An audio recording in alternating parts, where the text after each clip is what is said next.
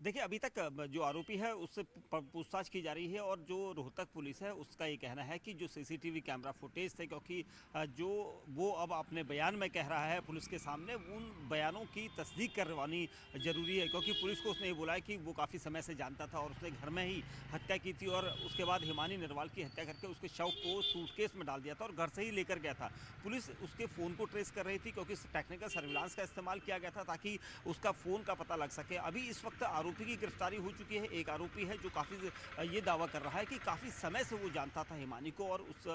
उन दोनों की दोस्ती काफ़ी पहले से थी और पुलिस उसके इन दावों की पड़ताल कर रही है, क्योंकि झूठ भी बोल सकता है, क्योंकि एक दिन पहले उसकी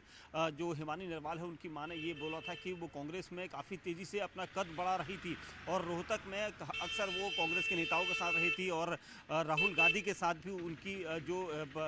राहुल गांधी की यात्रा जो थी उसमें वो पैदल यात्रा में भी शामिल रही थी और इसीलिए पुलिस का कहना है कि इन सभी दावों का यहाँ पर इन सभी दावों की पड़ताल की जानी जरूरी है, क्योंकि जिस तरह से आरोपी ने बोला है कि उसने हत्या की थी, उसके बाद शव को ले जाकर सांपला बस स्टैंड के पास फेंक दिया था, उसको भी यहाँ पर पता करना है, क्योंकि पुलिस का कहना है कि सीसीटीवी फुटेज काफ़ी अहम था इस केस में, टेक्निकल सर्विलांस काफ़ी अहम था, क्योंकि इनके जरिए ही पुलिस आरोपी तक पहुँच सकती थी। और एक दिन पहले ही जब हिमानी नरवाल का पोस्टमार्टम पीजीआई अस्पताल में चल रहा था, तो उसके बाद से ही उनकी, देखिए यही एक चीज़ पता करनी है, क्योंकि हमने भी जब पुलिस अधिकारियों से पूछने की कोशिश की तो उनका ये कहना था कि अभी खुलकर नहीं बता सकते, क्योंकि यहाँ पर पड़ताल की जा रही है, उससे पूछताछ की जा रही है कि क्या वो इस पूरी कॉन्स्पिरेसी में अकेले शामिल है, क्योंकि वो ये बता रहा है कि वो काफ़ी पहले से उसे जानता था। तो पुलिस उस एंगल पर अलग जाँच कर रही है, क्योंकि पुलिस इसलिए भी यहाँ पर दूसरे एंगल जाँच कर रही है क्योंकि उसकी जो माँ है उन्होंने एक दिन पहले कहा था कि कांग्रेस के करीबी होने के और उनका कद बढ़ने की वजह से कोई इसमें शामिल भी हो सकता है, राजनीतिक रूप से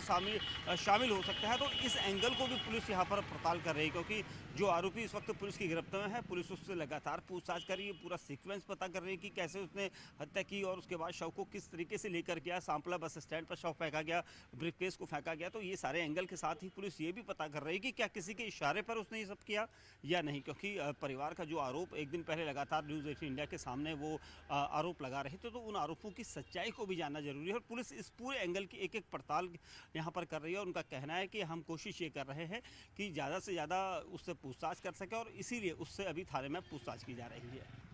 देखिए, बिल्कुल निश्चित तौर पर पुलिस को गुमराह करने की यहाँ पर कातिल ने कई बार कोशिश की थी, क्योंकि जब व्हाट्सएप स्टेटस जो जारी किया था, क्योंकि 2 दिन पहले 11 बजे के आसपास सांपला बस स्टैंड पर ब्रीफकेस मिला था, उस ब्रीफकेस में हिमानी नरवाल का शव था, लेकिन उसी दौरान 2 घंटे पहले उनका स्टेटस यहाँ पर एक्टिव किया गया था। तो पुलिस कहीं ना कहीं गुमराह हो जाती कि शायद हिमानी कहीं घर से दूर चली गई है और फ़ोन भी इस्तेमाल कर रही है। पुलिस को हत्या की बात काफ़ी देर में पता चलती, लेकिन ऐसा नहीं हुआ और यही वजह थी कि टेक्निकल सर्विलांस के जरिए ही पुलिस उसके फ़ोन तक पहुंची थी, क्योंकि ये जारी हो चुका था कि फ़ोन कहीं ना कहीं इस्तेमाल हुआ था और आखिरी बार किसका कॉल आया था, कौन हिमानी से मिलने आया था, ये सारी जानकारी जो है फ़ोन के जरिए ही पुलिस यहाँ पर पता लगा सकती थी। और जब उसका फ़ोन ट्रेस किया गया, फ़ोन ट्रेस करके आखिरी बार जिसको कॉल थी उनके साथ पुलिस कॉन्टैक्ट में थी और इसीलिए आरोपी हमलावर तक पुलिस पहुंची। उसके अलावा पुलिस का कहना था कि सीसीटीवी कैमरा फुटेज काफ़ी अहम रोल पैदा करते हैं, क्योंकि ये जो घर है हम घर के पास है और यहीं से बाहर कातिल निकला था और इसी रूट के कई सारे सीसीटीवी कैमरा फुटेज पुलिस ने चेक किए थे, घर के आसपास की चीज़ें चेक की थी कि कहाँ से